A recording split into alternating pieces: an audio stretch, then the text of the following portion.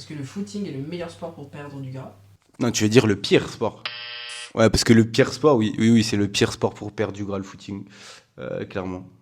Combien de personnes tu vois qui malheureusement ont pas beaucoup de masse musculaire, sont très gras, ça fait des années qu'ils courent et ils n'arrivent pas à avancer. Bah oui, parce que leur métabolisme s'est adapté, ça s'appelle l'adaptation métabolique. J'ai fait une vidéo YouTube sur ça si tu veux aller voir. Et du coup, ben, ce que ça entraîne, c'est qu'ils prennent plus facilement du gras, donc ils n'arrivent absolument pas à en perdre alors qu'ils mangent pareil. Et ils perdent de la masse musculaire parce que le corps s'adapte à l'effort que tu lui donnes. Donc pour être plus endurant, il va baisser son métabolisme, il va baisser sa masse musculaire qui dépense de l'énergie. Et en baissant son métabolisme, tu vas prendre plus facilement du gras. Donc ouais, non, pire sport pour perdre du gras, le footing. Est-ce que les physiques qu'on voit sur les réseaux sociaux sont en majorité pas naturels? Une majorité des physiques aujourd'hui qui te vendent du rêve sur les réseaux ne sont pas naturels. Il y a des physiques qui sont très beaux et qui sont naturels. J'enlève pas le travail qu'il y a derrière ça, même les physiques qui sont dopés d'ailleurs. C'est pas la question, mais dans la réalité, oui. Et donc du coup, ça te vend du rêve, ça te frustre parce que tu n'arrives pas à atteindre ces physiques-là qui sont hors normes il y a encore 10, 15 ans. C'est des physiques qu'on ne voyait même pas. Juste un physique lambda d'aujourd'hui était un énorme physique parce que c'était beaucoup moins démocratisé le fait de se doper.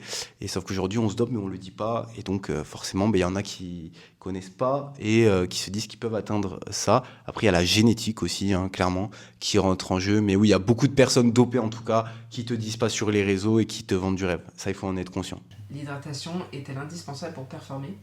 Ouais, bien sûr. Et hydratation, ça veut pas juste dire boire de l'eau. C'est avoir un bon apport en vitamines et minéraux, en électrolytes, etc.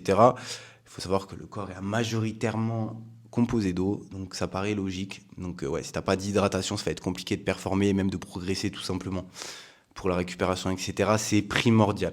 Je te donne un petit tips le matin, un petit jus de citron avec un petit peu de sel, avec de l'eau. Tu t'hydrates dès le matin et pendant ton entraînement, tu te fais une petite boisson intra-entraînement que j'ai épinglée sur mes réels de mon compte Instagram. Tu peux aller voir et là, t'es au top. Est-ce que la marche est efficace pour perdre du gras?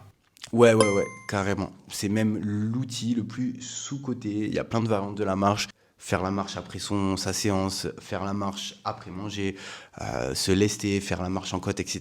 Il y a plein de petits protocoles comme ça, mais pour moi, c'est le hack ultime pour perdre du gras, en plus de tout ce qu'on connaît aujourd'hui, la nutrition, faire la musculation, etc. Pas de cardio, c'est pas ça qui va te faire perdre du gras.